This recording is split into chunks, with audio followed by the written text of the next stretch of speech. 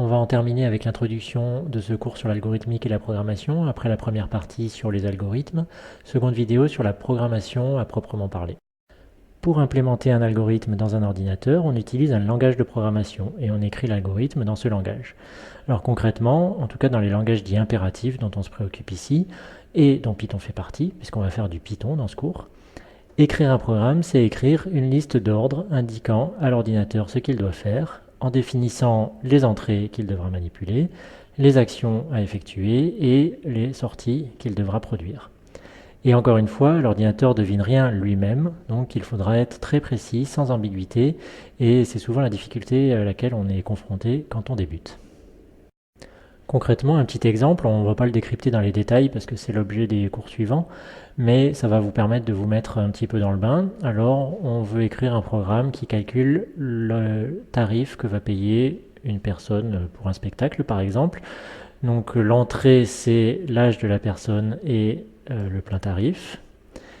Et l'action, c'est si la personne est mineure, donc en dessous de 18 ans, c'est demi-tarif, sinon c'est tarif complet, et la sortie, c'est le tarif final. Donc on va définir nos entrées. Donc l'âge c'est 25, sous-entendu 25 ans. Et le plein tarif c'est 12, sous-entendu c'est 12 euros. Et puis on va écrire si, if, l'âge est inférieur à 18, donc si la personne est mineure, si elle a moins de 18 ans, strictement inférieur. À ce moment-là, mon tarif final, ça va être le plein tarif divisé par 2, puisque je paye demi-tarif si je suis mineur. Sinon, else, le tarif final, c'est le plein tarif. Là, ça ne change pas puisque je ne bénéficie pas d'une réduction. Donc ça, c'est mon entrée, ça, c'est mes actions, et puis ma sortie, en guise de sortie, on va mettre un print, c'est-à-dire qu'on va imprimer, c'est-à-dire afficher le résultat. Et puis on va afficher tarif final. J'exécute ce programme et j'ai bien le tarif final est de 12 pour une personne qui a 25 ans et puis si j'ai une personne qui a 14 ans, le tarif final est de 6 euros. Donc on verra les détails plus tard, mais rapidement quand même un petit peu de vocabulaire. Ici on a des définitions de variables, âge et plein tarif. Ici, on a des instructions conditionnelles, donc if, c'est le si âge est inférieur à 18 ans et sinon, instruction conditionnelle. La condition, c'est âge inférieur à 18 ans. Les instructions, c'est ces deux choses-là, tarif final égale plein tarif sur 2 ou alors tarif final égale plein tarif. Et puis ça, c'est la sortie. En fait, en guise de sortie, on a mis une impression.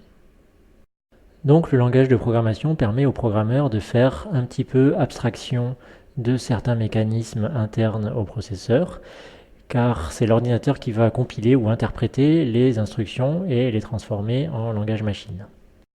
Une chose très importante, c'est que notre programme doit être syntaxiquement correct et sans approximation. Vous avez peut-être vu, si je reprends le programme que je viens d'écrire, que on avait des deux points ici et ici, donc après les conditions, âge supérieur à 18, ces deux points, il faut systématiquement les utiliser quand on introduit un bloc conditionnel. Si je ne les utilise pas, donc j'enlève mes deux points, je les oublie, mettons, j'exécute, et le programme immédiatement me conduit à une erreur, invalide syntaxe, donc syntaxe invalide, il me dit à quel endroit, et ici, il s'attend à quelque chose et il ne trouve pas ce quelque chose, et donc il indique qu'il ne peut pas comprendre la suite parce que ce n'est pas formé syntaxiquement exactement comme il s'y attend. Alors comme je vous l'ai dit, pendant ce cours on va utiliser le langage Python, qui est un langage de programmation parmi des dizaines d'autres qui peuvent être utilisés pour implémenter des algorithmes. On va travailler avec Python, Python version 3 pour être précis, notamment parce qu'il est assez approprié à l'apprentissage de la programmation. Il est simple, il est assez facile à lire, il est rapide à apprendre. D'ailleurs, il est très utilisé de plus en plus et puis il est libre et multiplateforme. C'est-à-dire que vous pouvez l'utiliser sur n'importe quel type d'ordinateur, un Mac, un Windows, un Linux, et ce n'est pas forcément le cas de tous les langages. Et puis on va utiliser Jupyter. Alors il y a trois façons principales de faire du Python. La première, c'est la ligne de commande. Alors on ouvre un terminal et on tape directement des instructions qu'on exécute dans la foulée, un petit peu comme on utiliserait une calculatrice. Ça sert à faire des tests, mais ça ne sert pas vraiment à écrire et à lancer des programmes. Par contre, on peut utiliser un fichier, on peut mettre son programme dans un fichier ou dans plusieurs fichiers, et c'est d'ailleurs la façon principale et la plus répandue de faire. Et ensuite, on exécute l'ensemble du programme écrit dans le fichier.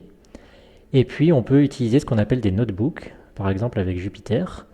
Et c'est ce qu'on va utiliser. Jupyter, c'est une application web qu'on lance dans son navigateur web qui permet de réaliser et de partager facilement son code Python.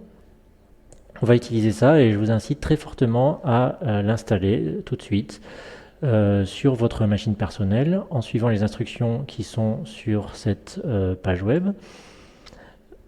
C'est relativement facile, c'est des instructions qui dépendent de votre système d'exploitation, donc Linux, Windows, Mac, et tous les exercices proposés seront sur Jupyter, donc ça vaut le coup de l'installer.